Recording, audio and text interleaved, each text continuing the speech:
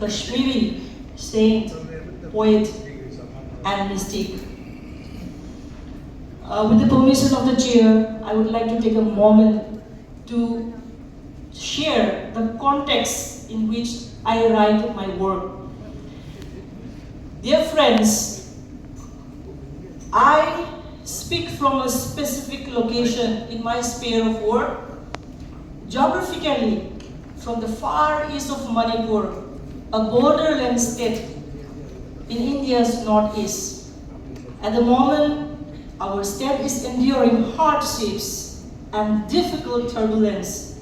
Our land, our people, and the Yelhomi are enduring deep wounds of division, of violence, displacement, and grieving. Our people are bearing the weight of conflict, of division caused by internal and external dark forces.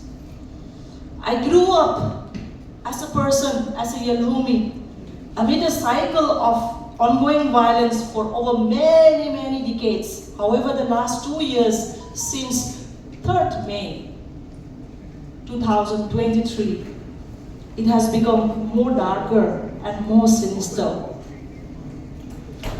I root my writings in lived experience, drawing from an aching and a deep longing for love, peace, and harmony. It also reflects the absence, the invisibility, the helplessness, and that sense of being both fertile and barren, being fertile yet barren, as if life and loss coexist in the same breath. I write in desperate hope, hoping against hope. Our longing lies somewhere in the memories in the past we have been told about, and a future that we can only imagine. From this intimate space, this fragile yet resilient place, I write about our land. I write about our rivers, our birds, our animals, the living and the non-living, and the spirits and the people who have been living among them. This poem, I'm going to recite my poem first in my Yelhomi tongue, which is also translated in English. Is an attempt to evoke and remind ourselves of our Yelhomi ancestor who coexist and live in harmony despite differences. If we recall the heart and the soul of that song, of the Yelhomi song, perhaps we can draw our strength to sail through this hour of turbulence and darkness that we are undergoing right now, and to be able to guide ourselves and sail through this darkness towards light. The title of the poetry is Akademi Isai. It goes like this. Olang naraba matam sida loising chinya kayada pai rudraba chikla singna chakta narutuna pai bahaurak pasida ai charang naraba thamoi bu piri lepal leitana hingning bagi ithil hapiri inot matam chupada saklasi laglo yelho irei jasa matam amagi isaido sana lewa Manipur.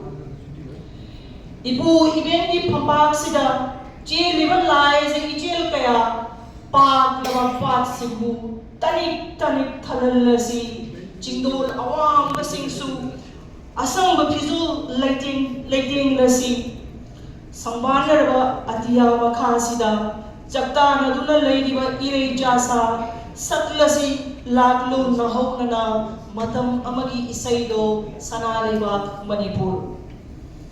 Satrabada isai apunba aikhoigi karamna yening hungani satrabada isai apunba aikhoigi karamna yening hungani mika mirao kholani laba ikeng tailaba thangi maitingna hullasi achamba maru Patharaba Yengnabagi Langi, Lahauda, Pyrodrava Chiklasina, Hanna Chakana Pagum, Ipu Ivengi Lamdam Sida, Nilhalasi Ekoigi Isaina, Isaigi Konjelna, Sanaleba Manipur. The translation of this in English, the title of the song goes as The Living Song.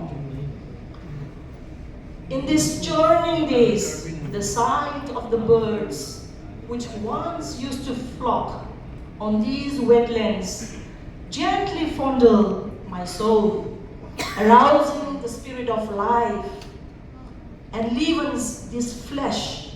Come ye all yellow me, to sing our beloved song, Santhalembi Manipur. Santhalembi Manipur is golden land of our loving land, Manipur.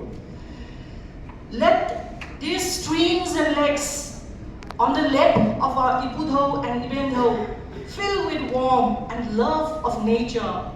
Let the mountains clad in greens, let all children play in the arms of these blue mountains.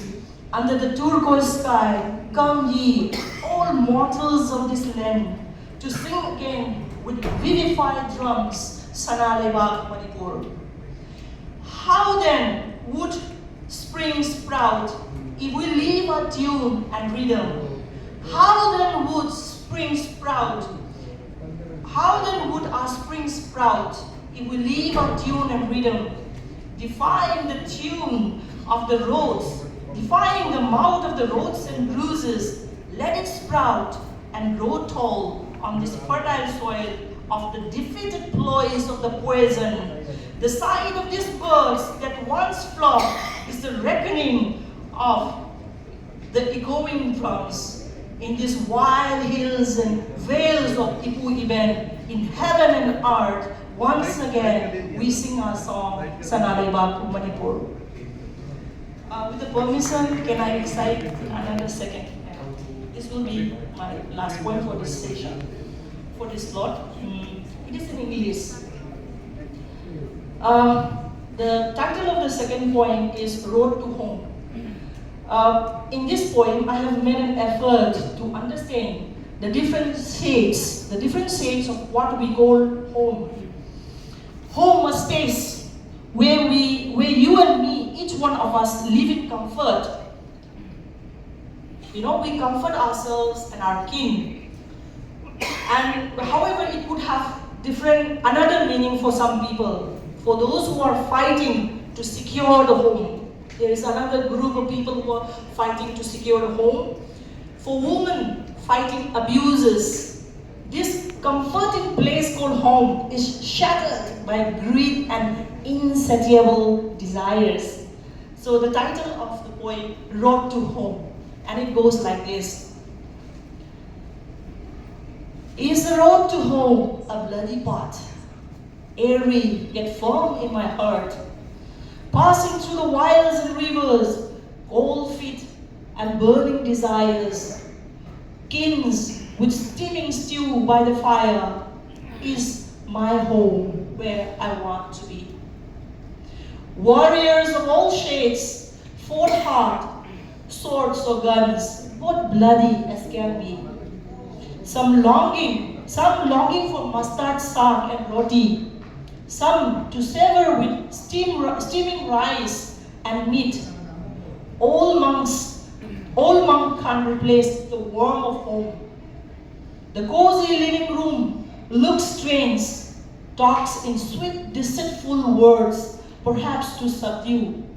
Flowers on the vase can't hear the turbulence within, yet dream of the sanguine days ahead lingers. My home is where laughter and love meets. My home is where laughter meets love. Heart of the giant whose body meets our unceasing needs.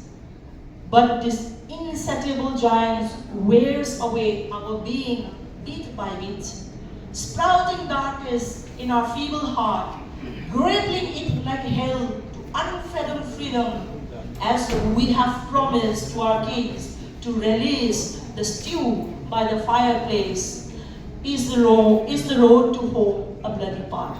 Thank you.